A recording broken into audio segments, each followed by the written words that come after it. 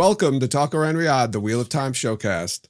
I am your host, Joe Perry, here with my co-host, Jen Iskro, Tom Kokoza, and special guest co-host, Brendan Johnston. How you doing, Jen? I'm good. You can refer to me as Jen Zers or Jen Butt for the rest of this podcast. Whatever you feel is appropriate. Well, you just opened Let's that do door. butt sex. I'm gonna walk through it, Jen. But I hope that people that are on YouTube have any idea what we're talking about, but they probably won't.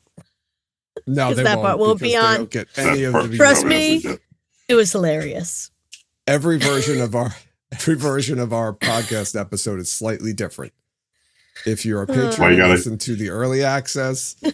It's actually that's basically the YouTube episode, but without any video.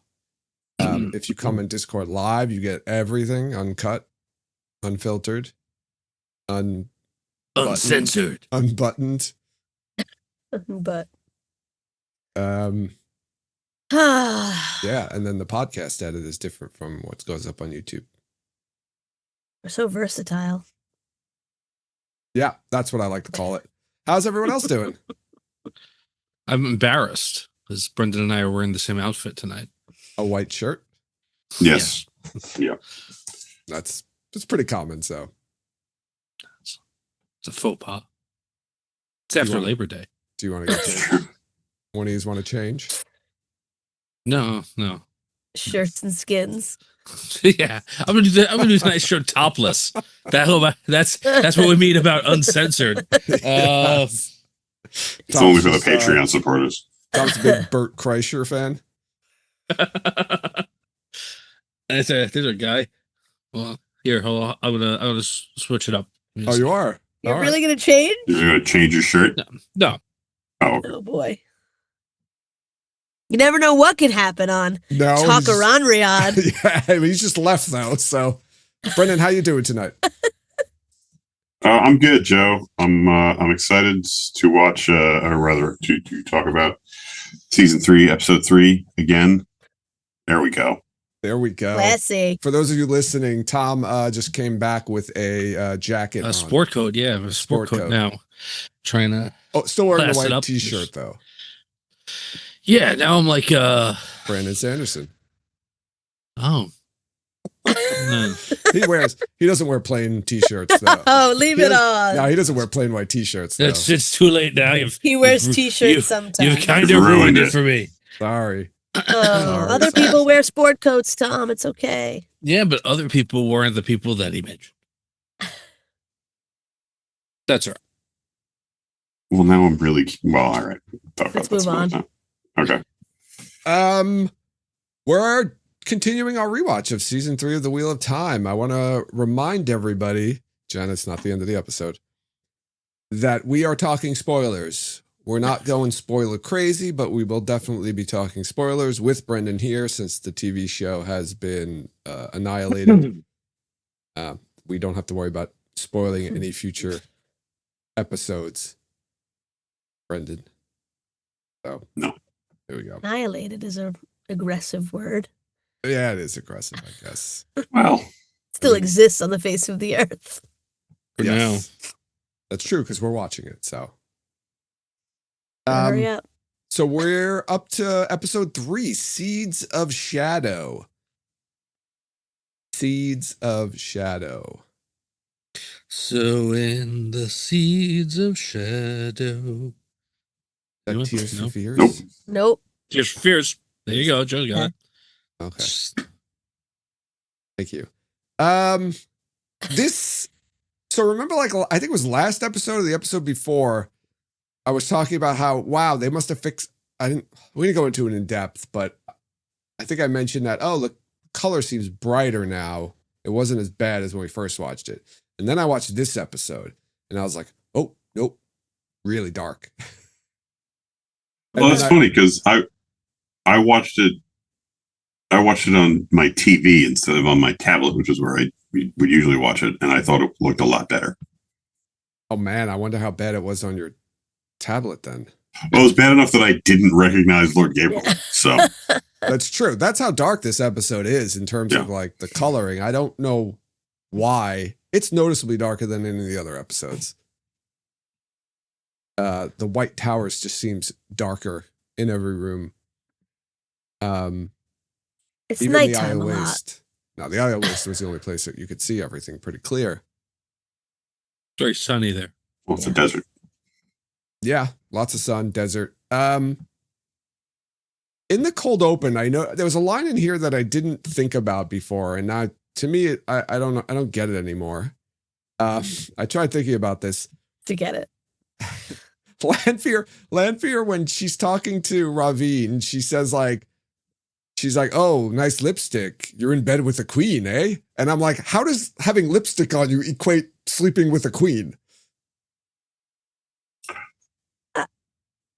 A queen's the only people who can afford to wear lipstick? Maybe because he's wearing like, is he wearing like the royal jacket or something? What is he wearing? He's wearing like fancy royal. He's wearing his prince consort clothes. Yeah, he is. But the fact that she says, she points out the lipstick and like as if that's the clue that gave it away that he's found himself a queen. I Yeah, I don't know. Could there be somebody in the tower that's like giving her information? No, I mean, someone could have told her, but it's weird that she says that line and implies that that's a giveaway that he's with a queen.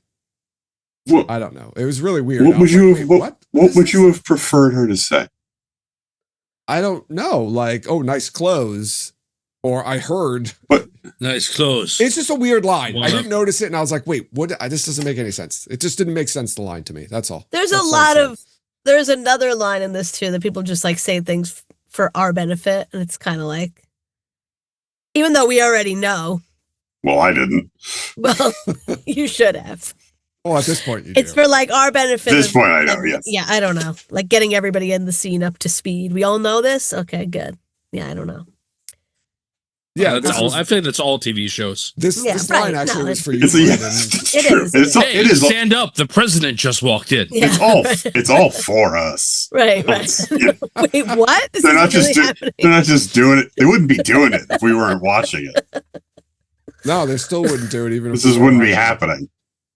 It's like the never-ending story. Like you're reading. If you weren't reading the book, would it still be happening? I don't know. It's a story though. So. Right. Where are they? Did we talk about this? I assume they were in Tel and Riyadh, but I don't know. No, I mean, are they in the Stone of Tyr? Is this the Stone of Tyr with the pillars? Well, there was a few more references in this episode to Tyr and Kalendor, and every time I heard it, I got sad. Yeah. That's a good question. I don't know where they were. It didn't seem grand enough of a hall, but yeah, I thought that too. It was like the basement of the Stone of Tyr. It could have been the basement. It could have been the basement of anything, really.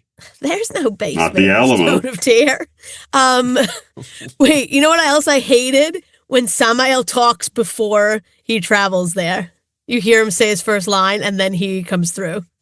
Oh, it's really annoying. Yeah, I forget what his first line is, but it's probably he says it. And then he comes in. They had to cram it in there some way, and that was the only way I don't they know. could get it in. I thought it was like for dramatic effect, but I was just like, he's not there yet. This is not how this works, but it's fine. Again, I will never understand how you guys get so hung up on the logistics of the immortal evil monsters who go into people's dreams. What are we supposed to talk about? I have to nitpick it. If we can't talk about this, Brendan, then what do we? I don't understand how you hear him speak before like the gateway opens. Is that yes. It's a little thing called showmanship, baby. Yeah, I mean it is, but that's not really how that works. Yeah, I just didn't notice that. It's like when the glass breaks before Steve Austin comes out. He's That's right. Oh shit! It's Samael. Who broke the glass? He's not here yet. Yeah, you can't do that. You can't break a glass until you're here, Steve Austin. How does he do that though? Does he throw something at the glass to break it before he gets there? I don't know. I guess. Yeah. So I imagine it's just a beer glass that he's chugging before he walks it on stage. That was like a window breaking. It is. It is a window breaking. Maybe he's throwing the beer glass. Somebody throws a beer glass at the window. Through the window. Yeah.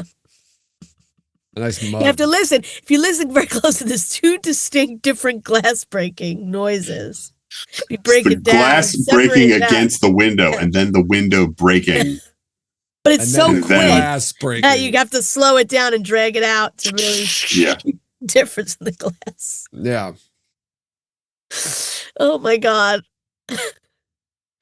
Anyway, so yeah. There's a Tyr and Kalendor mentioned right after in the next scene. Yeah. Yeah. Speaking of Samael, I have to. We've been over and over how I was very confused by this scene the first time we watched it, but now knowing how the rest of the season goes and knowing that we don't really get that much Samael, No. he really makes the most out of what he's given. Like he has a very few lines in this particular scene, and he really nails them. Like he makes fun of Lanfear. Yeah. It's really well done. He's my favorite Forsaken in the books. He's in a lot more of the books. Yeah. Well, That's just true. Spoiler but he's alert, awesome. this is our spoiler. Yeah. Samael does not die this early in the series. Yeah. Nor does he die the same way. But That's true. Gets killed by Rand. he gets killed by Mashadar Oh, yeah, technically. That's Oh. right. while he's like evading Rand and somebody else. I don't know how much we want to spoil. Well, he's dead in the show already, so people deserve to know how he really died. Yeah, so okay. We're gonna go here. All right. This is for people who don't care about Well, we're minor not even up to spoilers. that part, though. Maybe we should say No. You open the door. We're going to walk I'm through it closing now. the door. Ow! Slam it. What do you think, Jen Butt? No, leave it alone. Talk about it later. Dead ears. You're under here. well, maybe her name was Jessica. Yeah, that makes the story fall apart. Oh well. Now I have to Ow. put it in the beginning because if I don't, then No. this doesn't make sense. Nothing like makes sense. Just keep It's a going. butterfly effect. If that means you think it means okay. There's another. So I'm sorry. I'm jumping over to the Black Aja's getting interrogated, which is where the Tyr and Kalendor drops were. Teardrops. Got it. Teardrops. Got it. Crying. We got it, At Jeff. the mention of Tyr and Kalendor. We had a Mazrim Taim name drop here. Is this the first time he's mentioned in the series, or was he mentioned last No. season? I can't remember. I mentioned In last last season. season. Okay. I think he's in I don't that know if the scene. name is mentioned. Yeah, that's what I mean. I'm not sure, but they talk think about it in mentioned that it- scene with the Aes Sedai when we were like, "Oh my God, look how many Aes Sedai there are!" In season 2, they definitely mention him, but yeah, I don't know if it's by name. Oh, yes, when they're out in the courtyard and Leandrin's asking to train Nynaeve. Yeah. Yes, you're right. Somebody, I can't remember. One of them mentions Mazrim Taim. That's right. hmm That's two name drops for him. Likely would have been in the next season, is my guess. Yep. Yeah. It's a shame we won't get to see him, along with two other characters that were mentioned earlier in this episode that we won't get to see, either Grendel and Semiraj. And Yeah. they went with the Semirag pronunciation, which I'm not partial to, No. but whatever. You put an E after a G, it's a soft G. Well, Yes. yeah, that's true. Semiraj. If you're gonna say it hard G, then it should be like they should pronounce the E then. Semirage. No. I don't like it. No, sir, I don't like it. Yeah. Another sad moment. Uh-oh, is Tom putting his jacket back on? I don't know. That'd be okay. No, right. He's left. Tom doesn't want to talk anymore about this episode. I'm jumping all over the place just because I have some notes around here. I like how Chiad calls Loyal's writing his squiggles. Yeah. I didn't notice that the first 3 or 4 that's- times I watched this episode. Yeah, that's funny. I don't Now, is know that because he's Is that because he's writing in a special loyal, a special Ogier language, or is it because she like does she really not know what he's writing? Or I was going to ask a similar question along the lines of like, is she just like messing around and being like, joking around with him and calling them squiggles as a joke? Yeah, that's what I mean. Is she really calling them squiggles? Or does she not understand? Is she like illiterate? She's and illiterate. Doesn't read the language. No, he should be writing into the common tongue, but I don't know what the Aiel common language. Yeah, they never really talk about that they in write the books. There's the old tongue, and then there's the language that everybody else uses. But I feel like Tom has some more information on this. If only he were here. But I do feel like there's mention that there are different languages in the sense of the way they write, but I don't remember. Well, Moraine writes in gobbledygook. Oh yeah, in the show. Yes. Brendan, that's probably it should be the same language. That's supposed to be like the common language, I think, that she was writing. I don't know. What we hear is like represented in what she's writing. Like it's just, I don't know. This is getting complicated. Yeah. All right. I don't know. Maybe she was writing to him in Swan in Old Tongue. But I would assume Loyal's writing in the common language. Yeah, maybe she just thinks like, what are you doing? Like wasting your time doing this when you could be making out with us. Which is like really, I still find it strange that they are wanting to do that. Make out with Loyal? Why? They don't necessarily want to make out with him. They just want to play the game. But what do you mean they don't necessarily want to make? That's the game. Making out. But they get to stick spears in people's throats. Do they think like Loyal's going to be a bad kisser, so they get to stab him more? Yeah, probably.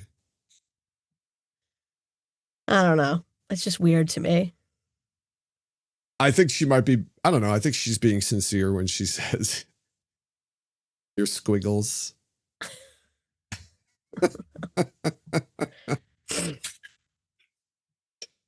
That's not a line I ever thought I'd say out loud. No.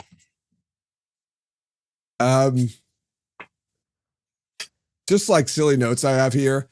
What do you think the White Cloaks like to drink? Why? You're skipping way down. I have notes from before this. It's all you're really all over the place. No one says we have to go in any kind of order. This ale on a recap. Do you think so, drinking. Or is it wine? It's in a barrel. Oh, I guess it could be a barrel of wine. Yeah. I don't know. Or brandy. It kind of seems like Dane is drinking whatever he can get. I know. I was just thinking in that last season, right? Valda has the goblet, right? So I kind of assumed that was wine. Did we see it in the goblet that there was wine in that goblet? I don't know, but he's classy. I was wondering. I was thinking about like White He's a real gentleman. And like the religious connotation of them and like wine, and thinking about like that they would drink wine, not beer. I feel like they would think like beer is, I know, but Dane's like drink or down, something. Pretty down low right now. So he he's slumming it. A barrel of beer from Two Rivers, maybe. Yeah, it could be brandy. It could be Two Rivers brandy. Yeah, I assumed beer, but yeah, I guess it could be anything. I would think he was drinking, like whatever, because he just wants to be drunk. But it's not like he goes down to the liquor store or to the supermarket and buys it. It's not like he can just get anything he wants at any time. He stole it? No, I'm saying they have liquor there. As I said before, we see the scene in the second season with Alden. He's drinking. Well, we just assume he's drinking liquor, to be honest. Could be nothing in that goblet. It could be water too. It could all be for effect, just like my cup. I was just curious as like what the White Cloak drink of choice was, and I was thinking of like wine because of the religious Christian connotation that the White Cloaks have, that they like to drink wine. Okay. Not from a box, but from a barrel. Well. Nor bottle, nor box, nor barrel. Why not a bottle? What's wrong with a bottle? No, I don't know. I'm just saying that because it all starts with B's. That's true. I like the alliteration there. What did I skip, Jen, that you wanted to talk about? No, I Like love half the episode. Yeah, I want to go back to like No, that's not very Elida, some Elida stuff. So I like how when Elida goes up to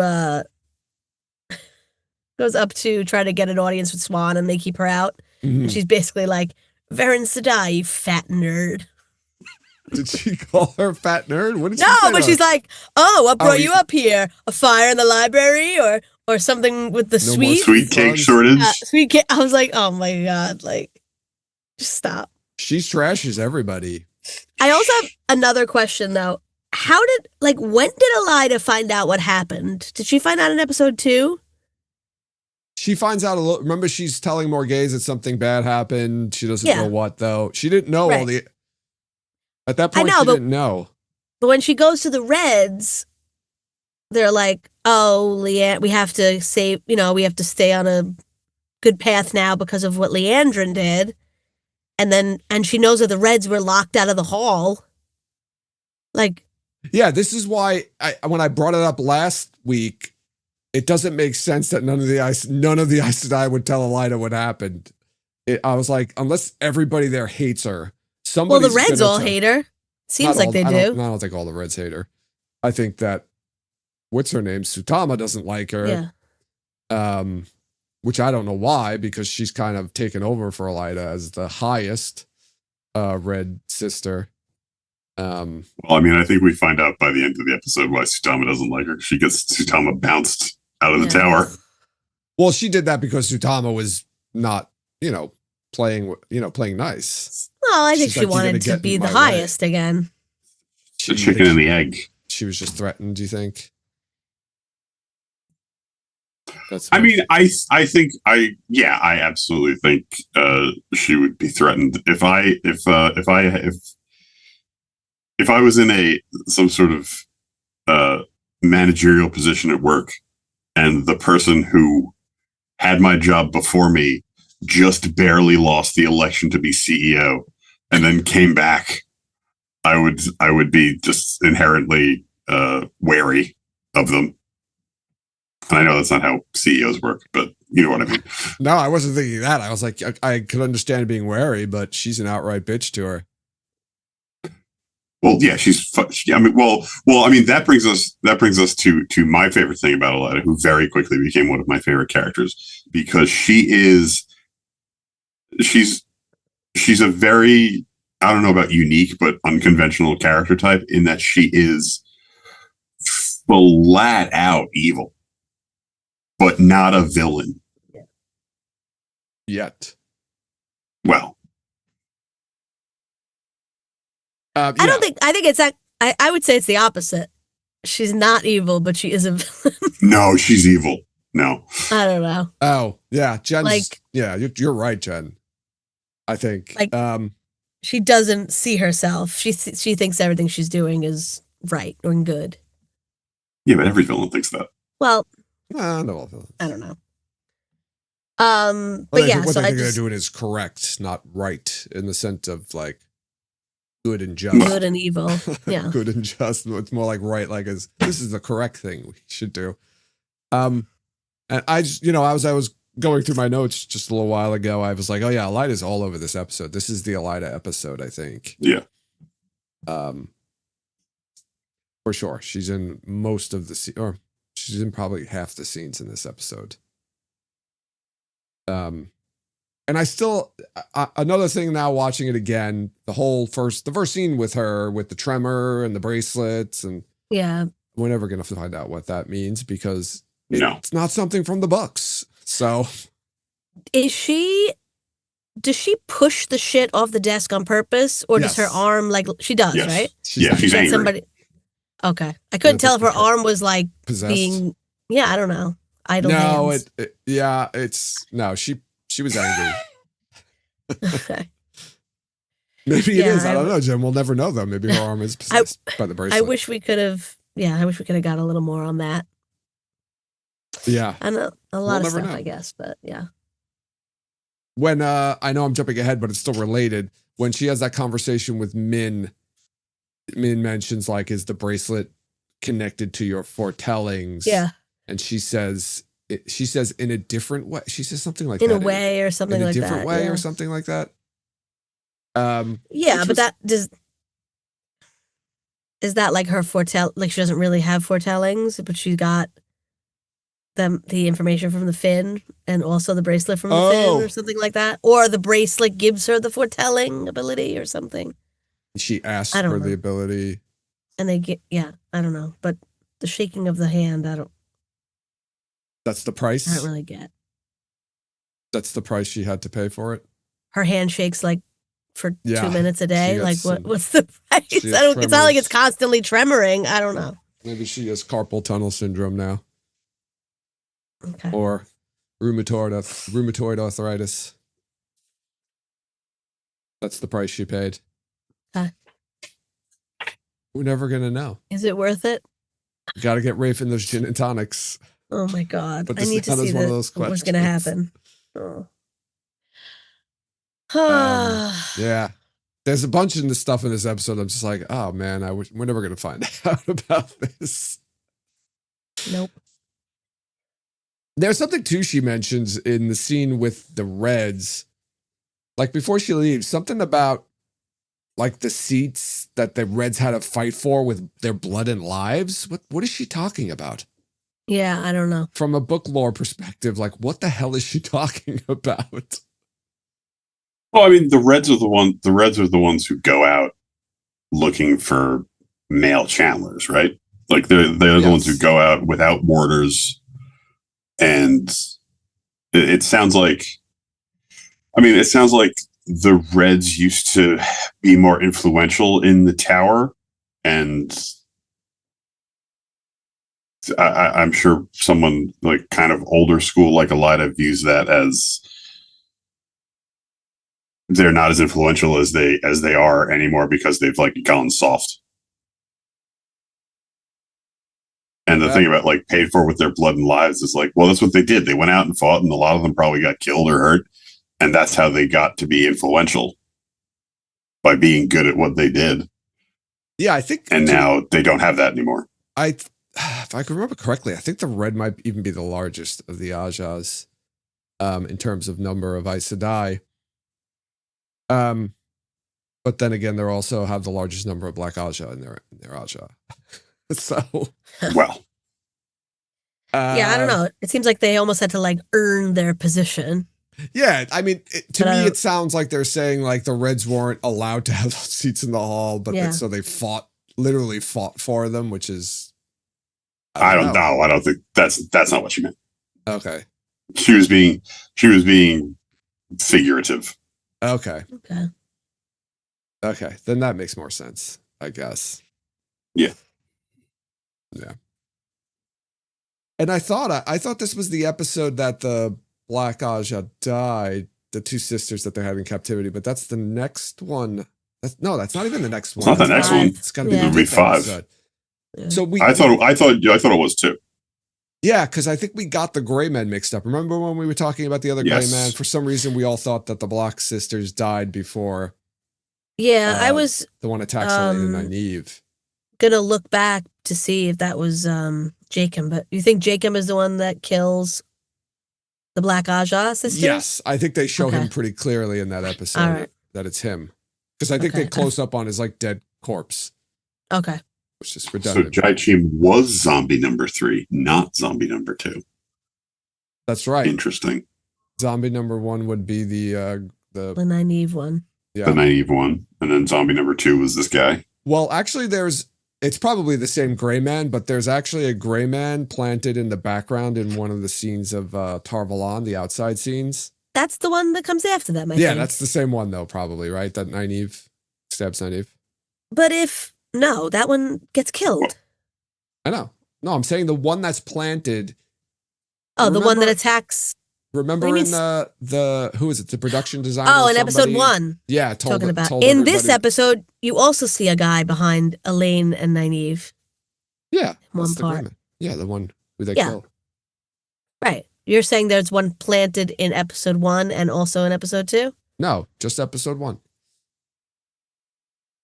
No, in episode 2, there's a guy following them through Tarvalon. When they go to Leandrin's son's house, you see somebody behind them. That's this episode 3.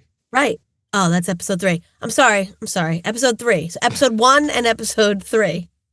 You see the And gray man episode in the 5. background. That's what you're saying. Yes. Okay. I'm getting confused. I'm sorry. I'm thinking this is episode 2. Yeah. But the two that you see, the 2 shots in episode 1 are the same, and the 2 shots in this episode are the same.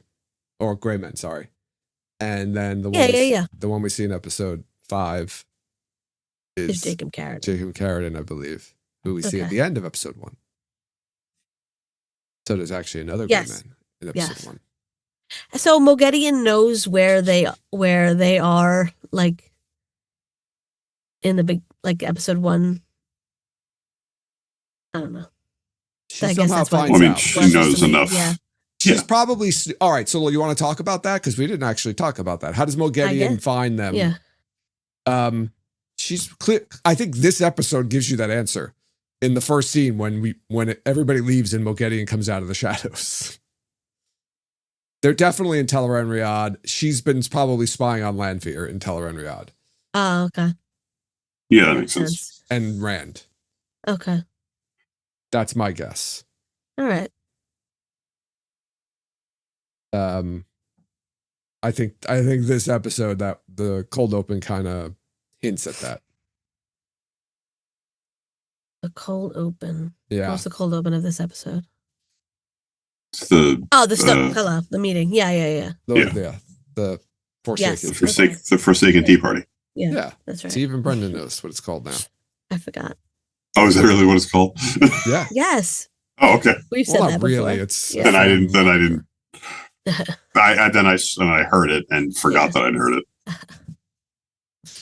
And staying with that vein of Teleran Riyadh and mentioning Lanfear, right? There's a scene with Lanfear and Rand in Teleran Riyadh. Very different tone. Lanfear's all distraught now, and he's like, "Stop bringing me here," which confirms our conversation from, I think, the first episode where we were talking about how somebody was saying like, "Oh, he's seeing her every night," and it's like, no, she's going into his dreams and taking him. This confirms that, and she says, "Well, I don't think I think this is you this time," which I think she's totally lying about. Yeah, I think so too. I think everything she said that comes out of her mouth in this scene is a lie. There was no truths being told in this scene, except that the Sakarnan and Calendar are very powerful magical items. I don't know if this. Rand's such a fucking dummy.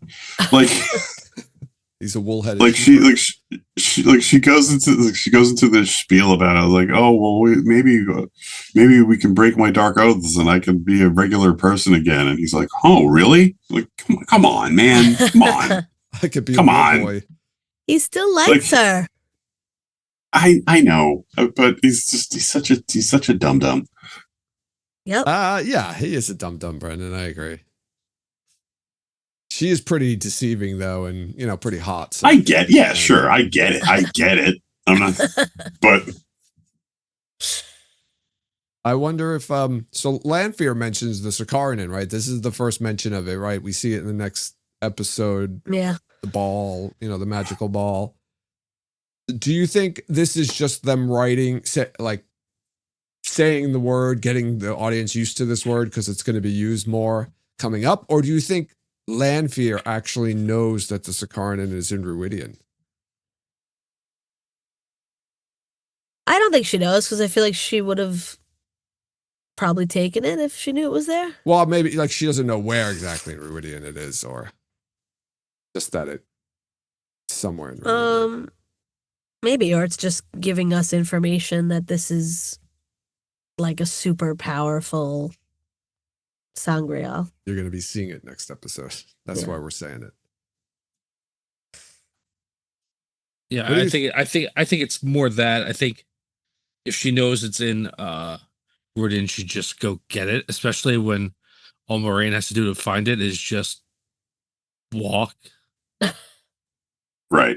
Well, it comes out of the tree. Like the tree opens up and kind of it presents its ball to her. Does indeed, Joseph. Take my ball. But yeah, It's not- but like, yeah, it's not like just lying on the ground. Yeah, but like, I won't get into this more. I guess, right? But when they walk in, like the ground vibrates and like leads Moraine to the tree. Kind of. It Marie wants her to have it. Yeah. feels the resonance. She's got to go through those rings, though. So Yeah, this is before that, right? is it? Wait, Yeah. Yeah, she gets the thing right gotta away. go through. Rand she has to gets it right carry away. her. Okay. Rand has to carry her out of the rings. Yeah. That's right. That's right. Okay. I don't think she's conscious after. Yeah.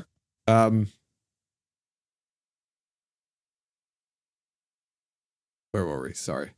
Oh yeah, we were talking about Lanfear. Sorry about that. Yeah, her hair's different again in this scene. Is this the same hair she has in Teleread in the first? Sorry, in the first I think episode. so.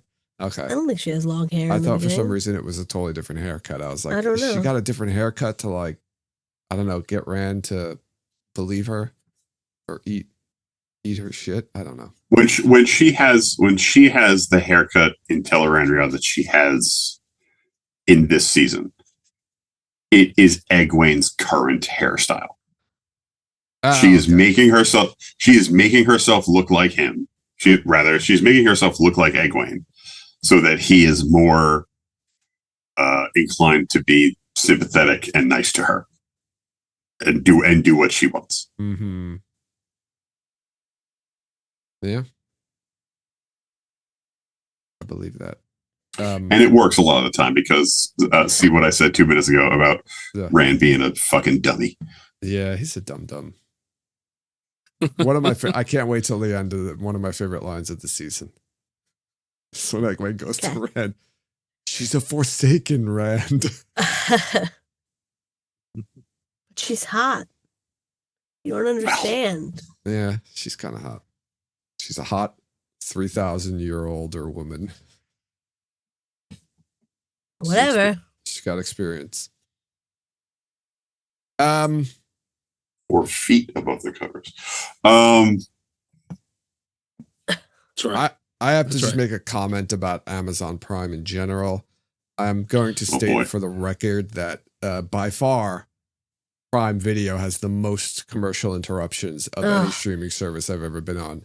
In the middle of a scene. That I don't. That they I go have to to commercial. pay for. Well, all right. That I don't really blame the service itself for, because shows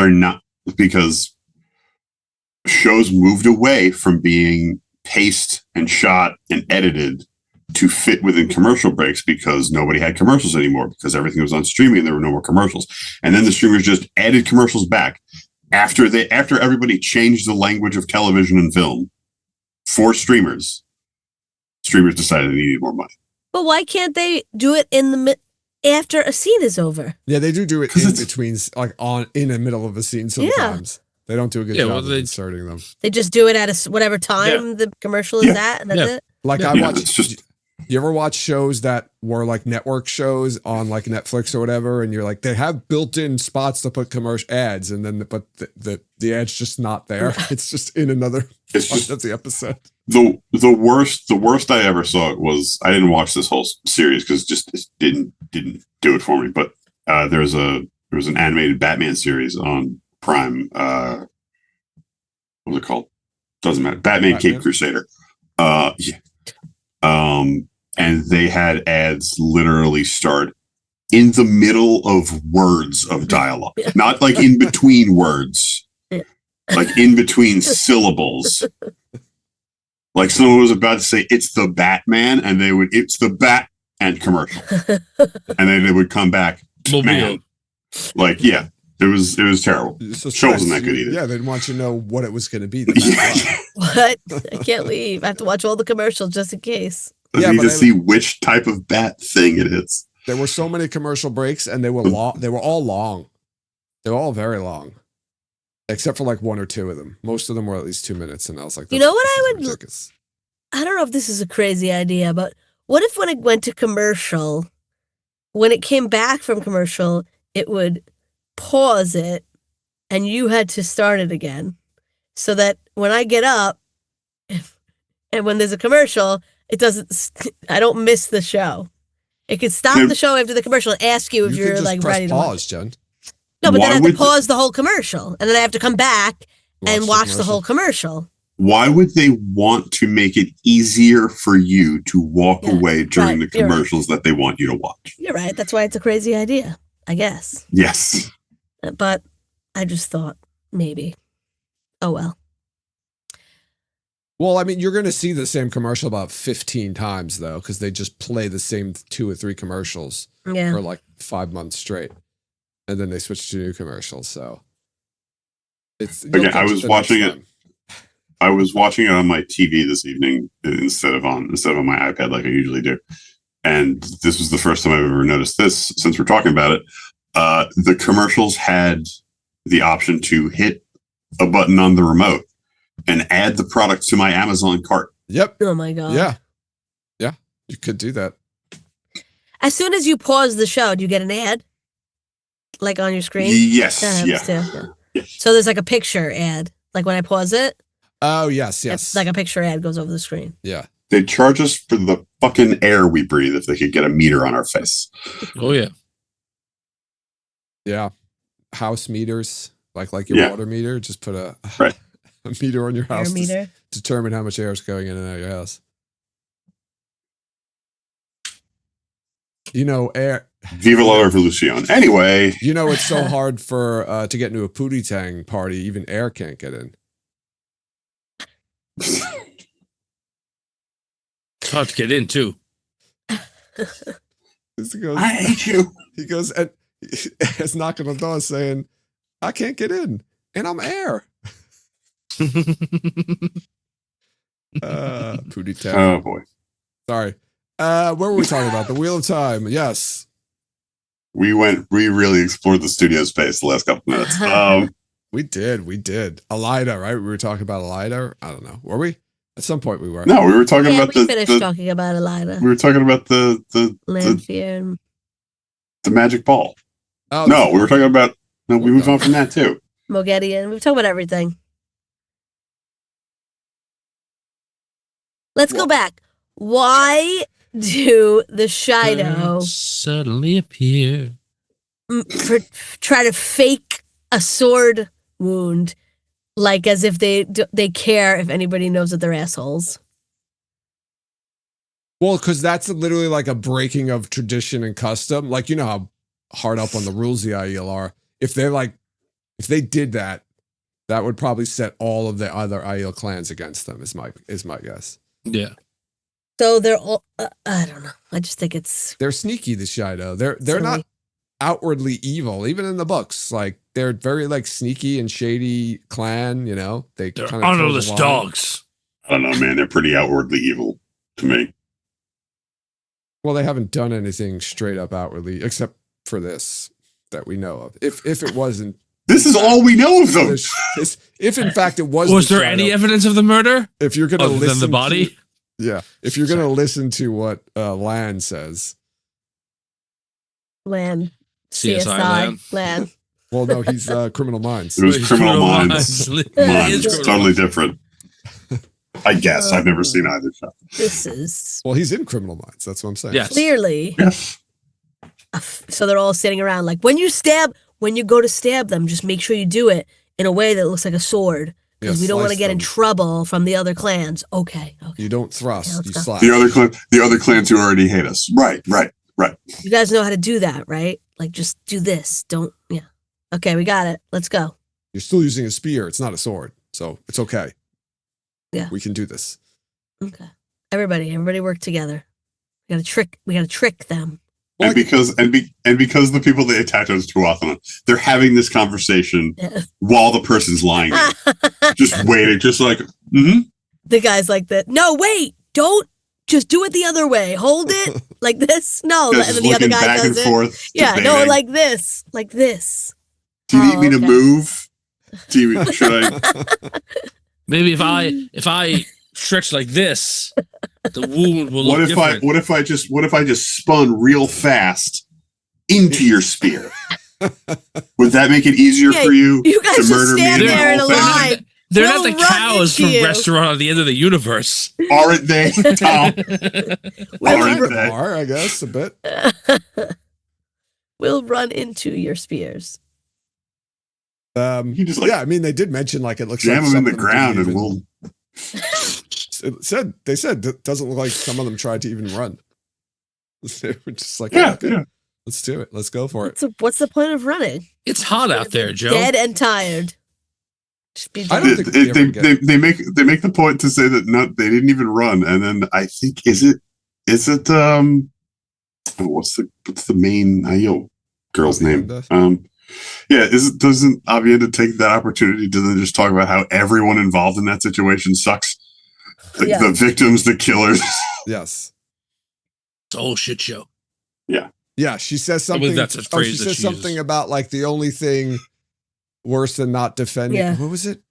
It's the only thing worse than not defending yourself is killing someone who's not defending themselves. Yes, Yeah. that's right. Yes. So these are the two worst groups of people you can think of. Yes.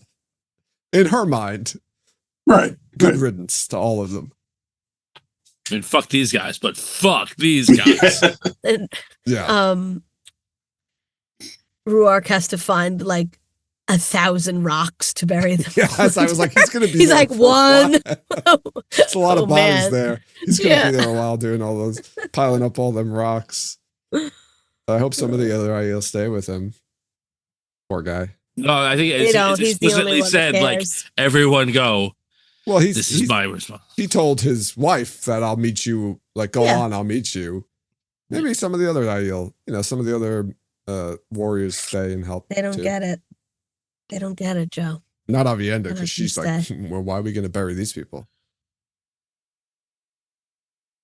I don't. Do the Shido don't kill Tinkers in the books, right? I don't remember. Tinkers die. They find dead Tinkers in the waste, but it's probably not the Shido. Shadow spawn. Yeah. Okay.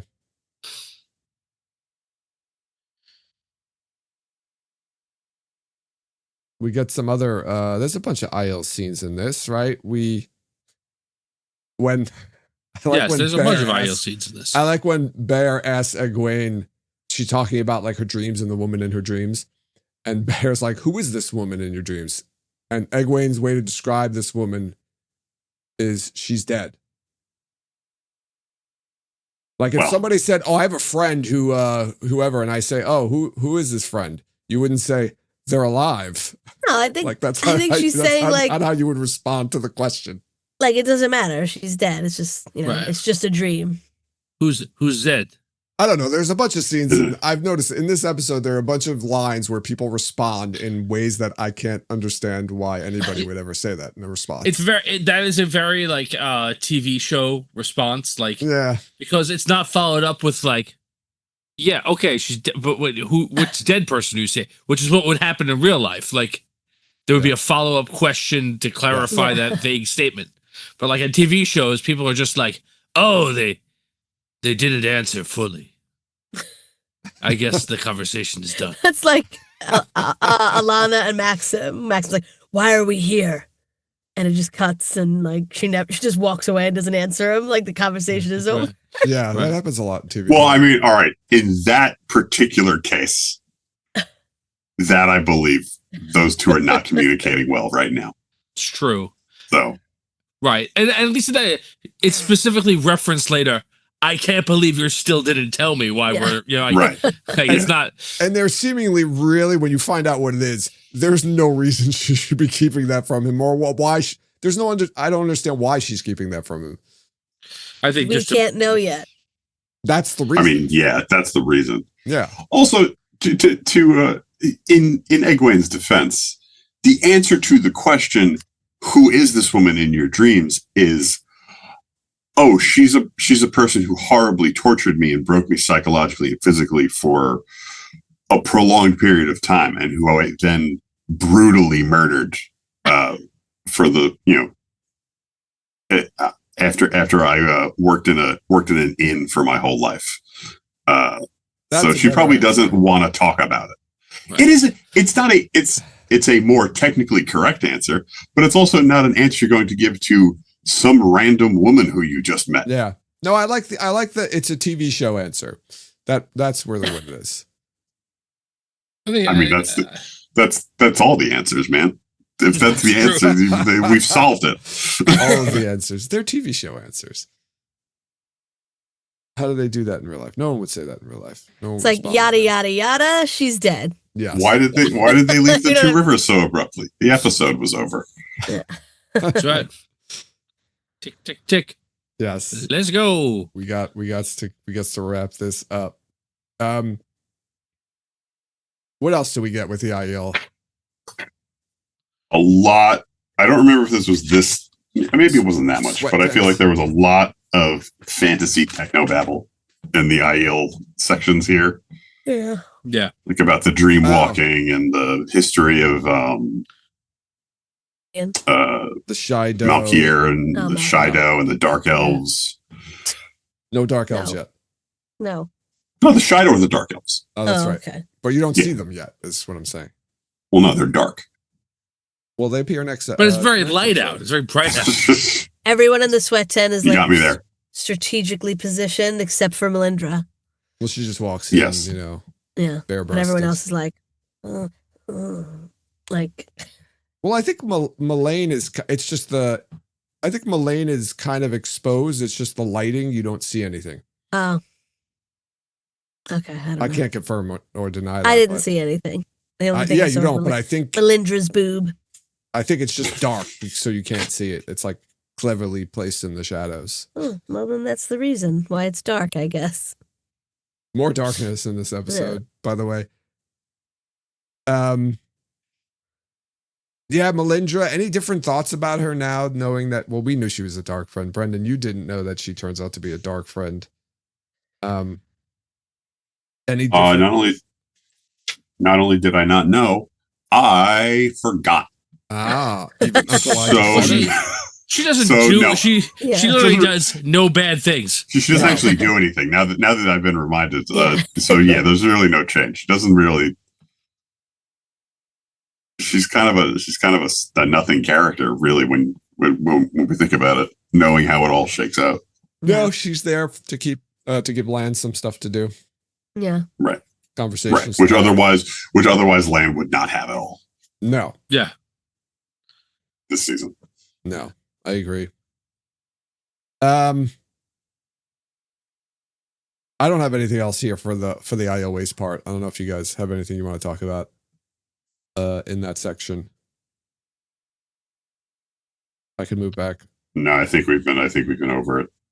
I did want to go back to Elida. I know we talked about her already, but there's two other things I had here. When she kind of calls Min out on spying on her, she says that a blue sister once gave her the advice to watch which servants are placed in your room. Any thoughts on if that's a blue sister we've met already, or? It's interesting to say that she said that, though, that line. That's why. I mean, like, oh, is it supposed to refer to somebody on the show, you think? Or that's just a line, throwaway line? Yeah, man, not everything means something. I know. I'm just saying, though. They put a lot of things like that in here. There's a finite number of colors of sister it could be.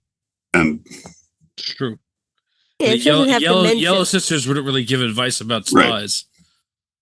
That's true. This is like a typical blue sister thing, I guess. But yeah, I can't picture any of the blue sisters we know telling her that, unless it's like, what was her name? Megan. Oh yeah. Otherwise, I don't think Moraine or Swan or Leane would give her that advice. Maybe what's her name? The Black Aja blue sister, Ispen. Oh, was Leane blue before she was administrative no color? Okay. Yes. Yeah, usually the keeper is picked from the same Aja as the Amerlin. Usually. Oh, okay. Like 99% of the time. Really, only when things like what happens in this season happen. Where oh yes, yeah, you know, and later on other things too. It happens Yeah, quite a where bit there's in, like in the books, but Yeah, Never that's all- happens except in this book where it happens all the time. yes, we're told that it doesn't Yeah. often happen, but it happens Yeah. a couple of times in the series. Yeah, it usually is like an indication that the Amerlin herself didn't have enough political power to win the chair and needed to make an alliance with another Oh, okay. Aja, so much so that they had to give that person a position of power. Got it. Interesting. Kind of like what happens in politics today. Yeah, that That's why everybody picks vice presidents from swing states. Yeah. Yes. Well, not everybody, but what was it? Oh, there was one other thing with Elida, right? When she confides in Min not to tell anyone about Yeah. what she's about to tell her, which I mean is obviously you can tell she obviously wants Min to say that, but what she tells her has nothing to like. They're having a conversation about their powers, and then she's like, "Oh, can I tell you something that I don't want you to tell anybody else?" Nothing to do with their previous conversation. No underlying reason why she would ever tell Min this, except that she wants Min to leak it. And Min has like no idea. Like, oh my God, this is important. I finally got something. Yes. Like, Well, I mean, yeah, that's an interesting. That's one of the things about Min is she is put in this position of being a spy, just because she is a Swiss Army character, and they needed someone to be a spy, but she's not actually good at it. Yeah. Like she has no spy skills. She has no, she's. But like nobody is good at like, I don't know. Like nobody is like, if Min goes back and says, "Hey, Elida figured out that you guys put me here," and then immediately following that, she gave me this really important piece of information and said, "Not to tell you just this." Like Swan and Leanna aren't like, They're immediately like, "Okay, we got to take care of this. This obviously was she did it." Like what? That's true. Like nobody has a brain in this situation to did Min even that say like, "Oh, I've been made" to Swan and not, or it is. You're right. If she gave them both pieces of that information, they would probably figure out that this was Elida's not that stupid. Swan's really bad at this. Yeah, I mean that's another point. I knew you were going to say that because it is though. She's bad. It's consistently shown. It's also, in fairness to Tom, it's also my answer to everything. But he was away for a while, so I decided to let him do it. Yes, I appreciate that. It's okay, bud. Everyone has to. No, I mean it tracks. It's true. I mean it is because like we see her downfall here, but what are you doing? Yeah, I didn't think about that, Jen. Like, if Min gave her both pieces of information, it's clearly like what Min is smart. This information. There's no reason that Min wouldn't. I don't. Whatever. It's a TV show. Min's smart, but Min is also like Min is in so far over her head that her feet are on the ocean floor. I know, but she just she's just trying to get from the beginning of the day to the end of the day without having a horrifying vision or being killed. She's smart in the way like, hey, don't take a drink from that guy at the bar. Not smart in the like, how do I navigate White Tower intrigue? But she's how do I outfox these witch politicians? I don't know. She's so on their side that it's not like she wanted, I don't know. Like Elida said, "Don't tell them this." And she immediately went back and told them. Mm-hmm. So why wouldn't she tell them the rest of the conversation? Well, that's what I'm saying. She might, that's the question. Did she tell them everything? And they're idiots and, terrible at Swan's job, as Tom and Brendan always say. Or did she only give them the one piece of information and forget to say, "Oh, by the way, she made me"? Yeah. I don't know. I never thought about it, Jen. It was just so obvious though that like what she says, she clearly wants Min to tell them because it has nothing to do with Min or anything about anything they were talking about or. like, I know you're going to tell them everything, but just don't tell them this. I mean, you know what? Now that we're talking about it, I think she did just tell them what not Swan. God damn it. She probably just told them the stuff Elida wanted her to tell them. Because from Min's perspective, she's not an Aes Sedai. She doesn't seem to particularly like the Aes Sedai, but she seems to like sleeping inside and having food to eat. And one side's going to be in charge when it's all over. So why not keep them? Why not be on both their sides? I like that. Also, I guess like if she said she made me, they could be like, all right, you can leave now. Exactly. that's another. Yeah. Yeah. I don't know. It's just. Well, I mean, they're still using her to read, you know, to find out if she has visions on any of the people in the tower, which I think not anymore. She's gone. I mean, well, here's the thing, right? That intention was really to see if she could find any other Black Aja, right? That's initially why she's placed in there as a what's it called? Sorry, a servant. Yeah, is to determine if there are any other Black Aja in the tower, and then Swan brings in Nynaeve and Elaine and says, "I want you two to hunt the Black Sisters." Doesn't tell either group, like, "Hey, by the way." Actually, I don't know. Do the girls know that Min is? No. They obviously know that Min's in the tower as a servant, hiding out. Do they know? They don't even know Min. They don't know Min. Nynaeve does. Well, and so does Egwene. They met her not really. They met her one time, like a year ago. Yeah. I they know, don't know. But Nynaeve knows who she is. They don't really have any conversations, though, I guess, right? I don't think. I don't. They don't meet each other till the boat. Doesn't Matt reintroduce? Yeah. Them I mean, literally, like Nynaeve met her once for like 5 minutes 2 years ago. Well, when they're watching Galad and Gowan sparring, they're all there, but I can't remember if Min is like standing near Min's them. lurking in the background. Yeah, Okay. she's not with them. Okay. Lurking is a more loaded term than I wanted to use, but she's not like with them. She's not hanging out with them. Yeah, hovering's better. Peeping? Yeah, peeping, drinking.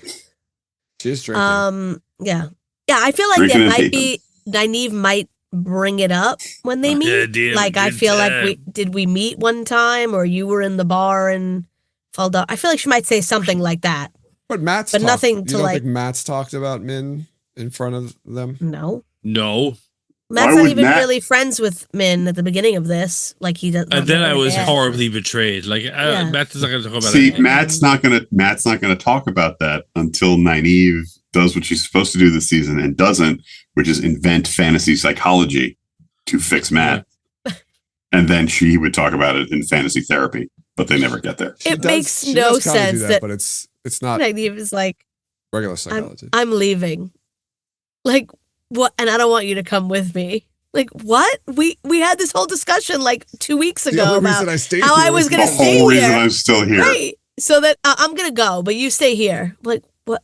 What? Well, Why? No. That was before she was set to hunt the Black Aja. I know, but like, I don't know. Whatever. He goes with them anyway, but it's just. But anyway, so they're both basically doing the same. I mean, that's the reason why Min's in the tower still.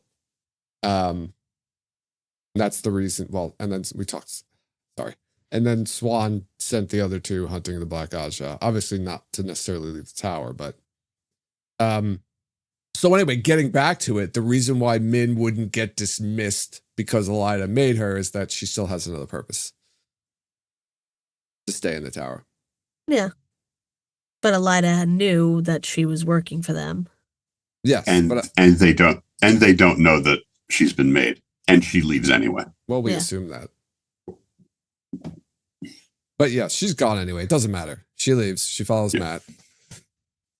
We got to get into Tanchico with them. She just follows Matt. Gets on a boat, and for some reason they don't notice that she's on the boat for a couple of how many days or weeks? Like they're trapped in the room. They don't get out of the room because they don't want. I know. I guess. right? Like that's they Yeah, they they don't want clarify that them the to sea know. They folks. explain it. Yeah, I Yeah, know. the sea folks say you cannot leave this room. That's the deal. Yeah. Yes. Welcome to know And Min has a nicer room somehow. She's smart. This is where Yeah. She's from Hollywood. she's got the brains. Yeah. Min Kaufman. I like it. Yeah. We got the Min's viewing of Matt with the redstone door frame hanging. Now you know what that is. Obviously, that happens later in this season. I feel like there was another. Oh, there's the fight between Matt and Kalad and Cowan, which is still good. I like it. That the music playing at the beginning is the Hero of the Horn music, Yes. right? Yeah. Okay. I was in watching the scene. I'm like, wow, there's 4 people in the scene, and 3 of them have very distinct personalities, and Gowan has no personality. And then I'm like, oh, that's right, they nailed it. Like, perfect. Just like the books. Yes. Gowan is. I noticed this. I don't think I noticed this last time. Matt just knocks him the fuck out. Yeah. Yeah, right in the face. He is down for the count. Yeah. At one point, he gives one of these. Yeah. Yeah. It collapses. Yeah. Just and take a nap. Matt is Matt is a street rat from nowhere. Well, he's got a lot of skills now in his brain. But he said his magic word before the fight, so he was fine. Activated it. He activated his. No, his when powers. he's like leaning over, it's like he's pulling out the fight choreography from his brain and using getting the downloaded from the Matrix, the horn of the Matrix. Yeah. Become a good fighter. Into his quarterstaff. Yeah. It is. He's like, all right, let me use this stuff and kick the shit out of these guys. Like as I was watching it, I was ready for him to start singing "Luck Be a Lady" tonight. before it is very choreographed, and it looks like he's just like, all right, okay, magic. I would love the time. Come on. I would love to see that scene refilmed or recut by like Guy Ritchie. Just because and use all of his weird cuts and camera movement things that he does in fights and slow motion stops or whatever they call it. I'm using somebody's who's into filmography or whatever, or not filmography, into cinematography. Yeah. There you go, buddy. Cinematography. Took me a minute there. Is saying that's not what those are called. Into filmatisms. Hey, filmography is a real thing. That's true. It's a real word. It doesn't remotely mean what you meant. But you're right. It is a real word. I was trying to get to somebody who films, and then I was like, "It's not that." You know what? Filmographer. I rescind my pop-eyed incredulity. You weren't that far off. No, you really weren't. It just was funny. It's a totally different thing. It sounded similar, but meant a totally different thing. Although there's a connection there. What was I saying again? Yeah, the fight. Good. It's good stuff. It was good. I like how Nynaeve is just trying not to smile through the whole thing. She loves it. The dynamic between Matt and Nynaeve is so different than the books. It's so different in the show. It's better. Like I like her yelling at him all the time in the books. No, she just hates him. She can't stand him. Yeah, she's none of them are friends in the book. They all the girls are friends, and Perrin and Rand kind of. Matt and Rand are friends. But the girls have absolutely no use for Matt. With Rand because he's a Dragonborn. And Matt doesn't like any. The girls don't like him at all. And Matt can't stand any of them. Yeah. The Matt Nynaeve dynamic more than anything, and I think this is probably I don't want to say a failure, but just a shortcoming or a reality of the show, that he doesn't get as much time to develop as you might want him to. But the Nynaeve Matt dynamic really emphasizes how inherently charming Matt is, because Nynaeve doesn't fucking like anybody. Like, Nynaeve doesn't even seem to like her boyfriend, who she's in love with. Right. But yeah, she's just like got this soft spot for Matt, and she can't help but be amused when he beats up two guys for kind of no reason. Well, they were. You saw their faces. There was a reason. I mean, yeah, a little bit, but Galad has to mind his own business. He was trying to get in between him and Nynaeve, having a conversation. It's enough already. Have a day off, mate. Yeah, that's my favorite line. yeah. Have a day off. So good. Yeah. Oh, Galad. Poor I think Galad. He's just trying to be a good guy, though. I know. But he's sticking his nose in too much. Yeah. He's trying too hard. Yeah. And both of those brothers, as is evidenced by their fight scene in the prior episode, are so comically unconcerned about their personal welfare, because they're just so certain that they can like win any kind of fight that they would get. And like there's no possible way by their position and their physical prowess that they could ever like not put their money where their mouth is, you know? And they're rich, so 2 marks for them is like pennies. Right. But I mean, like, they're not like marks each. They're not going to get in trouble, and they're not going to be like in their heads. They're not going to get in trouble, and they're not going to lose a fight. So, what possible repercussions could there be from me being an insufferable douchebag? Right. This that's pretty strong words. I don't think he's an insufferable douchebag. At least he hasn't. Matt thinks he's an insufferable douchebag. Yes. Matt's a bit of an insufferable douchebag too sometimes. It takes one to know one. But this whole sequence, and like we know it doesn't play out this way at the time, but the way this whole sequence goes, I remember thinking at the time, well, obviously Gowan and Galad are going to follow them too. Oh yeah. And they obviously they didn't, but like they like almost to the point where it seems like, and I'm sure this isn't what happened, but it seems like they forgot to put them in the rest of the episodes almost, because it's setting it up so obviously, at least to me. Yeah. Well, is it because like Nynaeve says Tenchiko really loudly, or Matt says Tenchiko really loudly, or something? Yeah, like let's and they obviously hear. Yeah. We're gonna go have our secret conversation 5 feet away. Tenchiko. Right. Also, didn't they have a conversation prior to that where she mentioned Tenchiko to Matt that's where they were going? No, that's right in front of Galad and Gowan. I mean, they are feet away. Oh no! What happens is that's right. Later on, so when they go to the boat, that last they don't know where they're boat, going. That's right. She mentions that she tells him we're going to Tenchiko. Right. But she does say it in the prior scene that you're talking about. So it's kind of weird that she like reveals it to him when she already talked to him about it. I don't think she does. Maybe she just says we're leaving or something. No, she does, because I remember, because that's the word. Leandrin is the word that he says too loud or something. Oh, okay. Maybe he says like we're going after Leandrin or something. Yeah, I think there's even a point where like she says Leandrin and they cut to Gowan. Yeah, they're listening. Or no, not Gowan, because Gowan doesn't do anything. They cut to Galad like looking over like he recognizes that name for some reason. Yeah, they both were in that shot. But I could swear that she does say Tenchiko to Matt, and then because I remember thinking like when she says it again at the end of the episode, like you already told him. Why are you revealing it to him again? But maybe I'm wrong. Maybe she didn't mention it. Just on the. Did we talk about because we talked about Galad last week and not remember, because we couldn't remember who interviewed the actor. But did we talk about like it was me, right? I found out it was me, not neither of you. I kept saying it was one of you.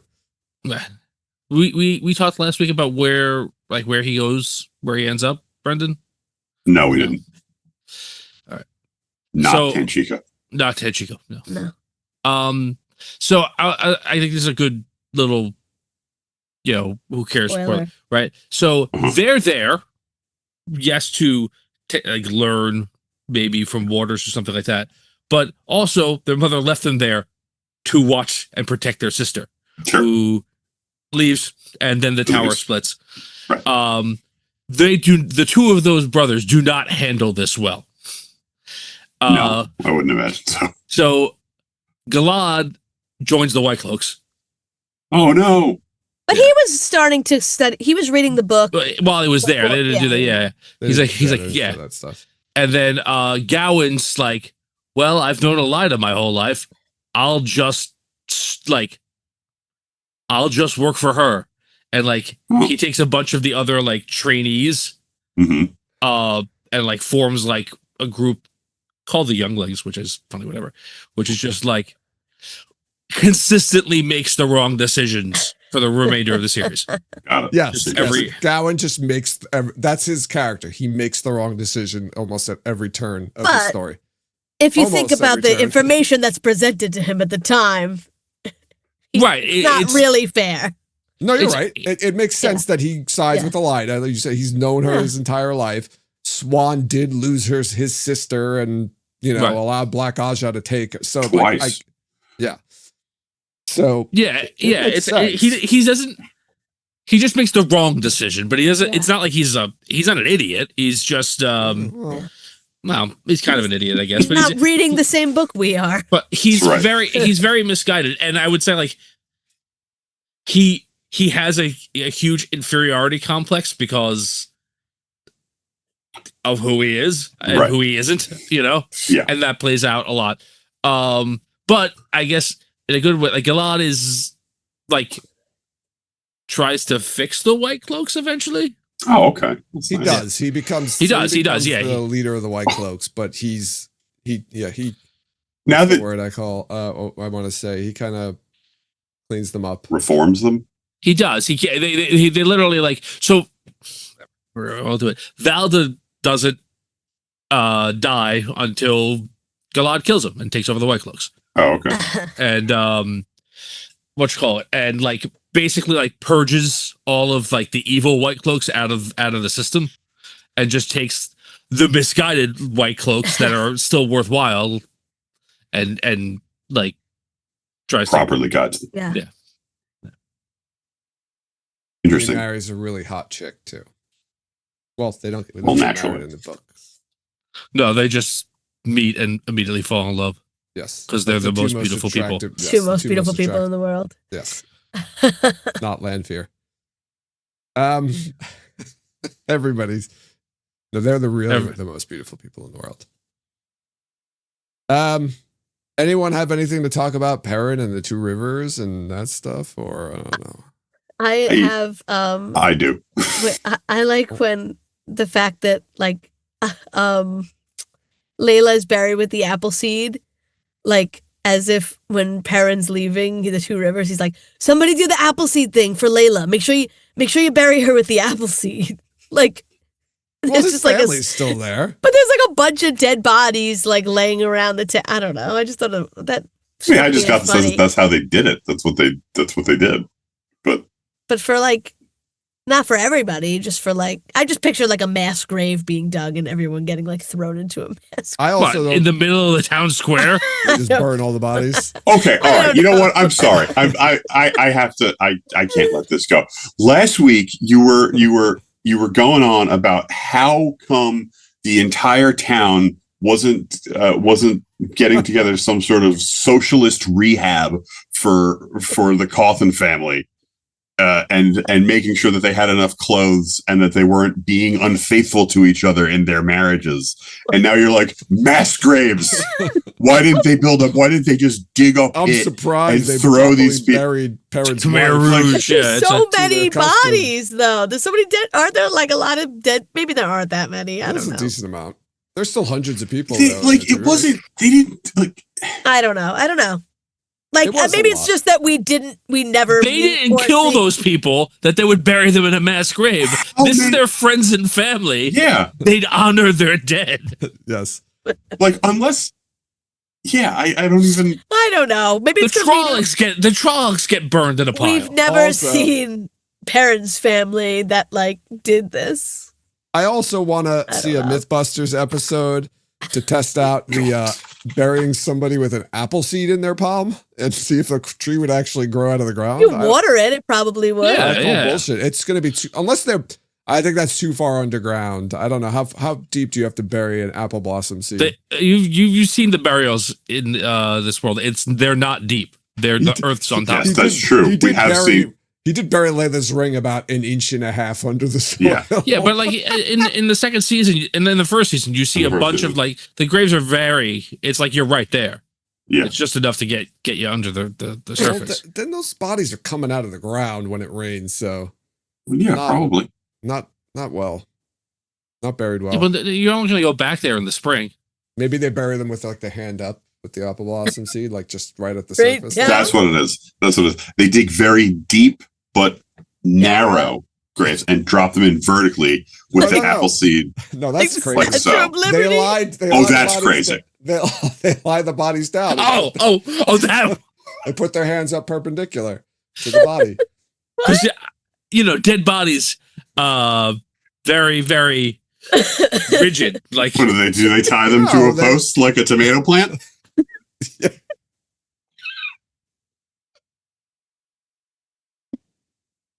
Oh no! Did I do it again? I was thinking like they tie a rope around the wrist and hold it up in the air while they bury it, so they can get the dirt all around the hand. It's a beautiful symbolic thing. What the fuck is wrong with you people? yeah, man, they just bury them like a foot into the ground, and then that seed's not that deep. That's what ground happens. is very deep for a seed to be buried. It's not going to get the sun it needs to grow. You know what?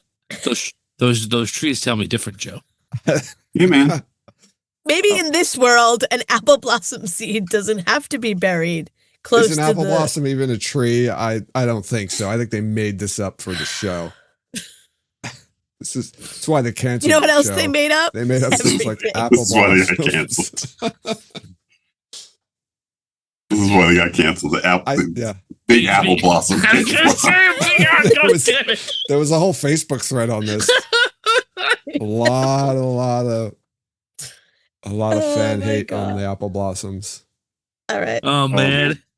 On that subject, one of the notes I have about this episode, when he's at the grave / forest, he's putting the ring in, and Alana comes up and starts talking to him and says, "I never imagined you as a gardener." And I kind of mentioned this last week. They don't know each other. No, she's just saying you don't look like a gardener. They don't but she's taught You shouldn't have imagined me as anything. They have until last week they never met, and last week she was, oh my gosh, imagine finding Perrin Ibarra. Who the fuck are you, lady? She hasn't met Perrin before? No. Well, she probably knows his name, from Moraine. Perrin never goes to the tower in the first season. In the Yes, second he does. season, Yeah, he does. He's getting He goes healed. to the tower. He goes to the tower to be healed. Yeah. Well, he's not in the tower. He's in the outskirts. he's in that's Tower right. of Alon. He doesn't go to the That's tower. right. Yes, okay. Right? In the second season, Alana doesn't see Perrin ever. She doesn't go to Falm. And the third season, they meet in Two Rivers. It's just so it. Again, it almost seems like whoever was writing it forgot. Oh well, these are two major characters, so obviously they know each other, but nobody actually went back and looked. I could see she's heard about him from Moraine. Yeah, she knows his I name. can say there's probably been letters exchanged in the interim, and there's from the way you've been described to me, I would have never guessed you were a gardener. Well, he's not. He's a blacksmith. But anyway, by the way, Brendan, it's called a graveyard. By the way, Is that really what it's called? yeah, that's It should be what it's called. That's very clever. TM. By the way, that's mine. That's Good, my yeah. word. You should TM that. I love it. Yeah. A graveyard. Don't make fun of that. That's brilliant. Oh, he said that before. I've heard Oh, that. did he? Yeah, Oh, okay. last time. Yeah, there's a way to it's funny we're talking about this because I forget one time or either I read it or Sarah found it, there's this whole thing online where it's how to how to make your ashes into a tree, Yes. like planting it with like seeds or whatever. And I was like, oh, that's so cool. I want that done when I die. And then I think I was talking about it with Dan, Jen, Yeah, he wants that too. and he came up with, he might have came up with the term graveyard actually, or it was another one that was kind of cool too. I can't remember though. I gotta But ask him. Yeah. yeah. So anyway, Aaron, I like. Let's. Oh, go ahead, Brendan. No, I have one more thing about. It's not really about Perrin, but it's about the whole Two Rivers portion of the show. But I don't think we haven't gotten that far yet. So we are in there. We're there. That's it. So presumably the White Cloaks know about Rand, right? They know about the Dragon Reborn. they they were were informed. There-ish, yeah. They saw the dragon. They saw the whole thing. They're taking a really big swing with this move of theirs to get revenge for one guy, because their plan, as we see in this episode, was to come to the dragon's hometown and kidnap his best friend's family to draw out his other best friend. Right. And that Perrin I don't know if knows Rand, and I mean they were standing on the tower together. Yeah. I don't know if there was like that was seen by the White Cloaks. A lot of White Cloaks died though. Not many White Cloaks really made it out of there. So it's possible. I think right. The White Cloaks, when he's getting dragged away, I think the White Cloak. It's supposed to be like the White Cloaks leave at that point, or are leaving right when he's getting dragged away. Yeah, but they could probably see from a distance. I don't know if they're looking though. I think you're right. The giant dragon, might be distracted. And it becomes like a thing. People know about it. There's fan art, but they don't know but that people Perrin don't know is friends with him. Is what I'm saying. Well, and people don't know that Rand al'Thor is the dragon yet. Like that's not like the dragon has been reborn, but like it's not publicized like who he is yet. Because otherwise, like the First Naked would just go to his house or whatever. Just Dark Friends would just kill everybody. Just for shits and giggles, which they try and do at the end of the season, but Yeah, I guess. Yeah. I just feel like there is a version. I feel like there is a version of this White Cloak plan where they come back to the Two Rivers and start fucking with Perrin and Matt's family and get blasted into nothing. Well, yeah, and right, like that's what Rand wants to go back at the beginning of the season, and like he has to get talked out of it. Like he's like, I would like to go back there and. Like get my team. Go for in the book, he knows about it, and like he's being like, doesn't Patton Fane like? Yeah. So the whole book part, the way it goes down in the books is that Patton Fane is hiding with the White Cloaks. He's the one who goes to the Two Rivers with the White Cloaks. He's the one who brings the White Cloaks there to try and draw Rand out because Patton Fane is obsessed with Rand. And Rand, so you're exactly right. It's a gigantic swing. They're hoping, like in the book, they're hoping that'll happen. Here, this guy just doesn't give a fuck. He's like, I'm gonna kill this guy or I'm gonna die, and one of those two things is gonna happen. Yeah, And that's the reason why Perrin goes to the Two Rivers because there are White Cloaks there, and Rand kind of sends him, but Perrin also wants to go back, to go, take care of things. Yeah, doesn't he ask him to go because he can't go? Well, Perrin says I'm gonna go. Yeah. Like okay. I think Perrin says I'm going, and he's like, "Good, I can't go." Yeah. Yeah. I think it's more of Perrin comes to that decision, but Rand's also like, go. Right. Okay. So yeah, no, I think that's I think you're spot on with it is a huge swing. And they would be insanely over their head if the reaction was appropriate. Luckily, they just got, I don't want to be a soldier boy. Right. Yeah. But I don't think in this you're supposed to, they know that Perrin's connected to the Dragon Reborn. I mean. No, he thinks that, Yeah, and the White Cloaks, Dane aside, who seems to be, sane and in second season at least believes the prophecies of the dragon. Most of the White Cloaks are like, well, those are bullshit. Like that's the witches. The witches wrote that. Yeah, yeah, that's true. So like, if they saw that, most White Cloaks would be like, oh, look, the Aes Sedai are faking it. Right. Okay. Yeah. I had a question for Tom and Jen. This is nothing really to do with the episode, except that Fael, right, when she gives Perrin her real name, Fael, do you think in the show that is her real name, or they're going to use her real name and introduce that later on? I was thinking that when he's like, tell me your real name, and she gives him another fake name. In the books, Fael is not her real name. That's like a pet name her dad calls her, Falcon. Like, he calls her as Falcon. Her real name is Zareen. And you find that out like later on. But so she doesn't just take that name after he makes fun of Mandar? It is. No. Yeah, that's exactly. Yeah. She picks a new fake name. Oh, you think that's what happens in the book? No, in the books, that's what happens. Yeah. Well, she's like, I'm Mandar, and and it's the same thing. Yeah. That's the horse's name. And then she's like, I'll be Fael instead. Which is something her dad calls her. Yeah. Yeah, but I don't know. Probably it would have been her real name, because it's just too complicated to be like, I was faking it again. Name. Here's my real name. Like, by the way, I mean that if the show were continuing, which we all know it's not, that would be like in season 6 where they reveal Fael's real name. That would be I'm just that's a jump the shark kind of what the fuck are you doing show moment. Do they? And I guess we'll talk about it in that episode. But does she never really says who her parents are? Right? Like here, she talks about her parents. Season she does talk about not in this episode. Does she say who they are? Like what their positions are in the world? No, she doesn't say that this season. I don't think she says like their names. No, or nothing like that. No, I don't think she does. Specifically, talk about that.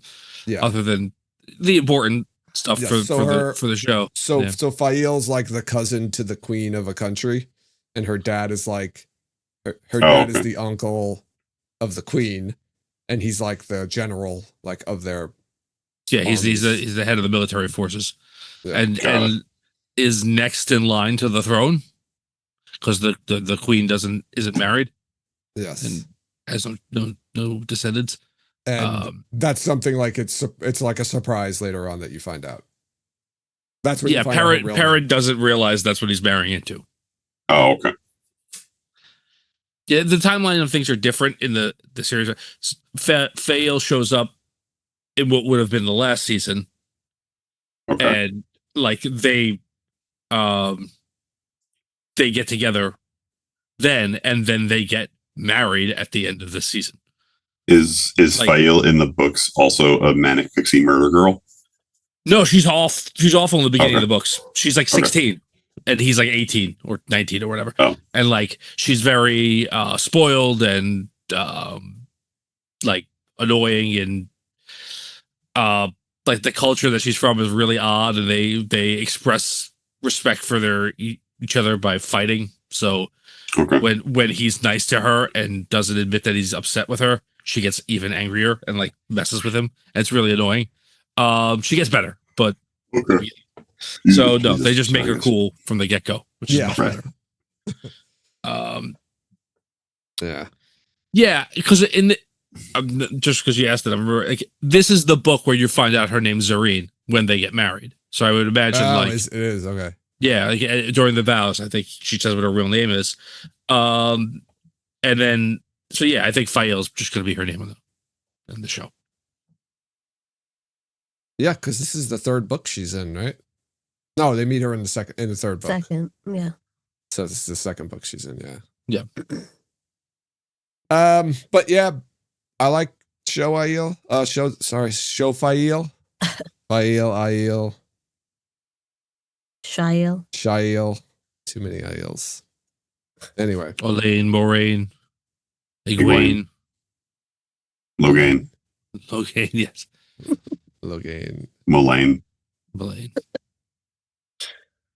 It should be Gawain. Tigraine, yeah. It should be Gawain. Yes. They didn't want to get too on the nose. Well, yeah. With Gawain and Galad. Yeah. We've been talking a while here, and I kind of want to Yeah. wrap it up. But should we spoil something about Galad in this? We spoiled something already about Galad, but should we spoil something else about Galad's heritage? Oh yeah, we teased that We last talked week. about that last week. Well, no, we can didn't- spoil it fully now. We didn't say who he's related Okay. to. Who else he's related to? We have one half of the relation tree of Galad. Do Well, you, this is a lot. This is a lot. No, let's save that for next week Why? because next week I feel like we're gonna have a lot to talk about next week. I know, but next week is the piece of it that like puts the like. We have one half of the puzzle. We get the other half of the puzzle next week. Oh, because of the scene with Yeah. Okay, we'll see if we can connect the dots for you. And if you go, we're going to talk about cold open of episode 7 in the first season and how that connects to the scene in the next episode, and then mention of somebody else in a previous episode and Galad. Have you guys been talking to me this whole time? No, he just pivoted to you without telling you.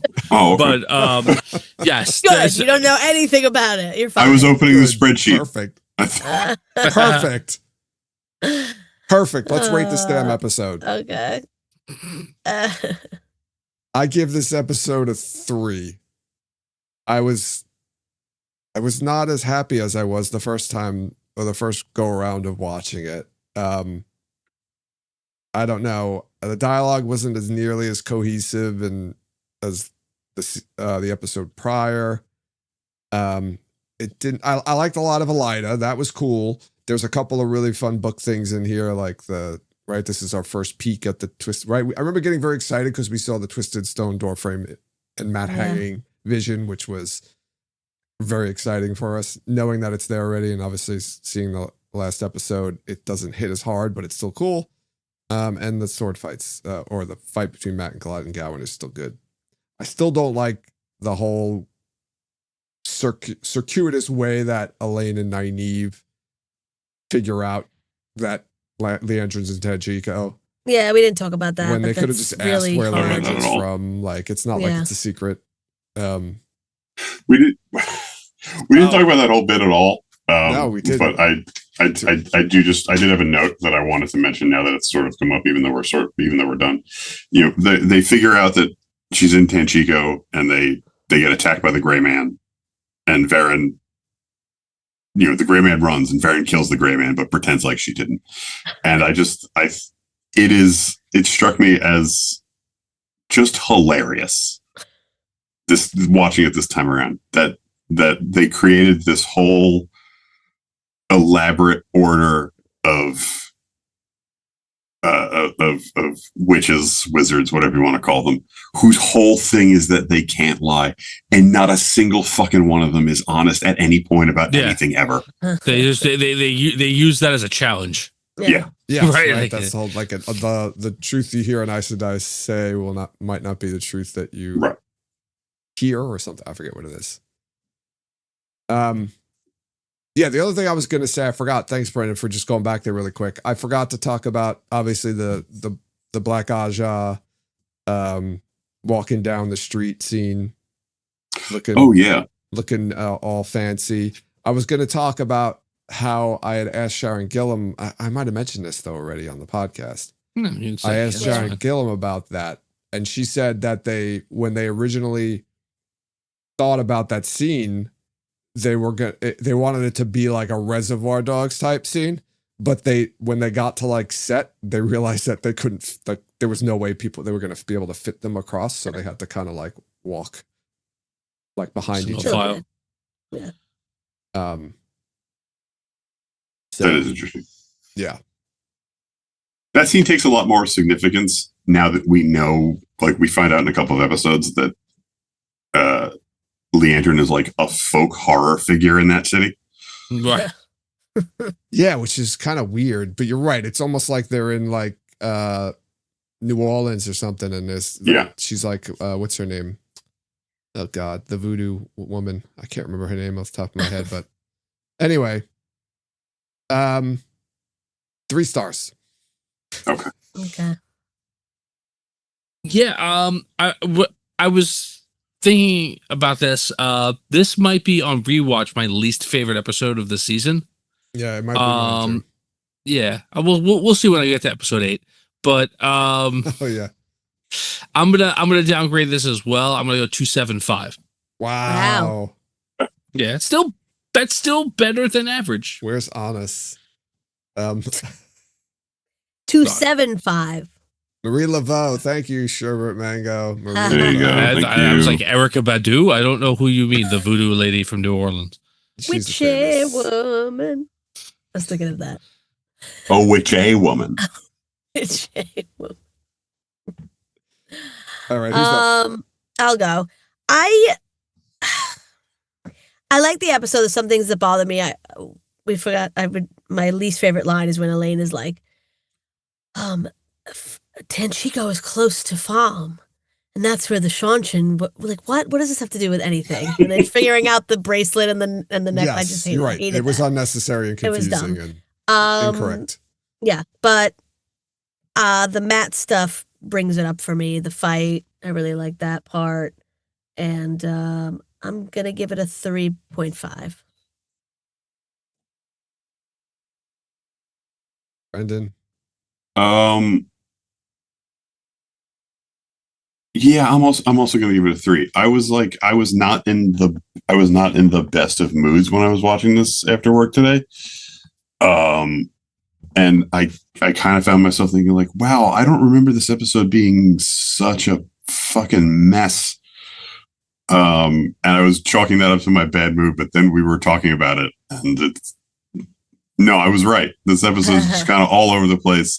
Nothing bad happens. Nothing bad. It's just you're right. It doesn't flow well. The so many other episodes in this season are so tight. Yeah, and so like well constructed, and this is the one where it's kind of like they, it's after Thanksgiving dinner and they loosen their belt. Like it was just right.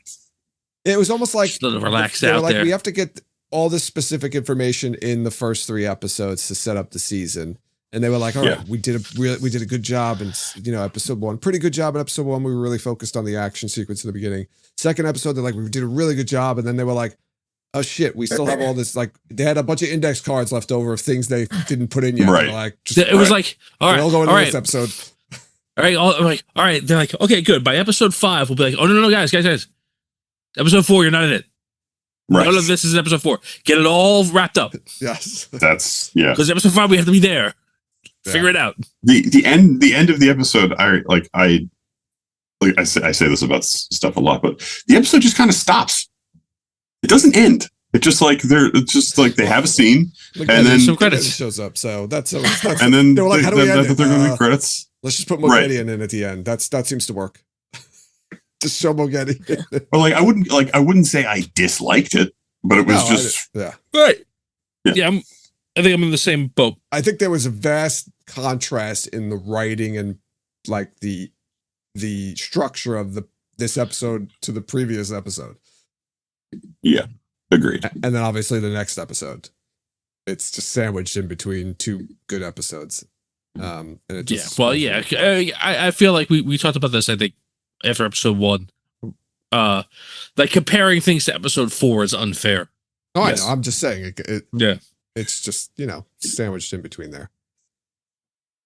All right. We've been talking for a while, but go ahead. We have been. No, just this was a big drop. I think we all loved it. From last time. Go for it. My score last time was the lowest at a 4. Wow. And we did everything in the 4s last time. 4, okay. Tom 4.25, Jen 4.5, and Joe went from a 4.75 to a 3. A 4.75. Yes, sir. Because I was so. You said it was. You said it was better than 1 and 2. Yeah, I was wrong. I admitted I was wrong. That's why we do this. Why we do this? It's because of the little book things they put in there, and I was very excited for foreshadowings of things that were going to happen later in the season. Having seen them already, I'm not as excited about it. I'm more of a level head. Not that I'm not excited, but not as excited.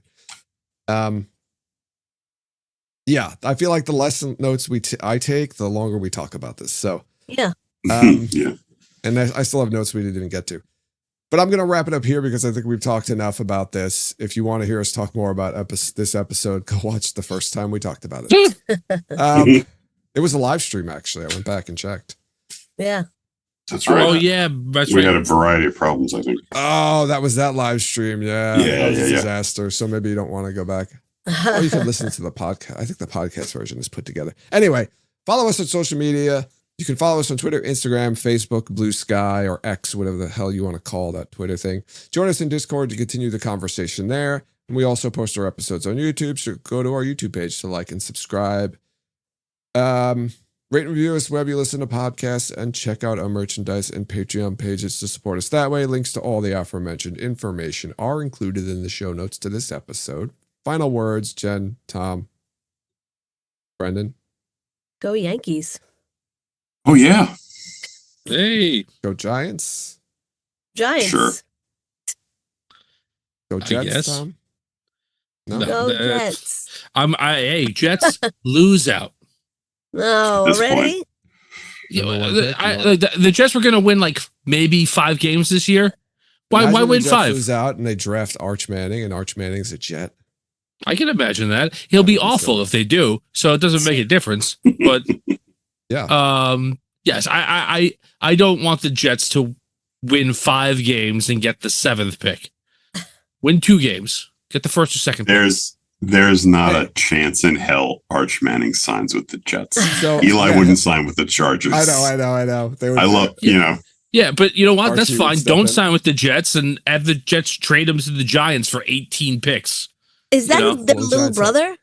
No, it's It's- his nephew. It's I was nephew. gonna Their say, nephew. like how many It's years? the brother. nephew. It's the brother's kid, right? The oldest brother. Other non brother. the oldest brothers. Okay, Kid, I yeah. get. Oh, Yeah. older brother. Okay, I get. Cooper?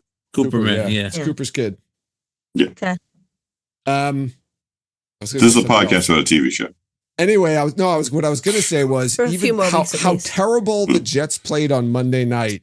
They still only lost by 6 points in that game, and could have, were that right there in it. It's true. Guys, I'm sorry. We didn't end the show.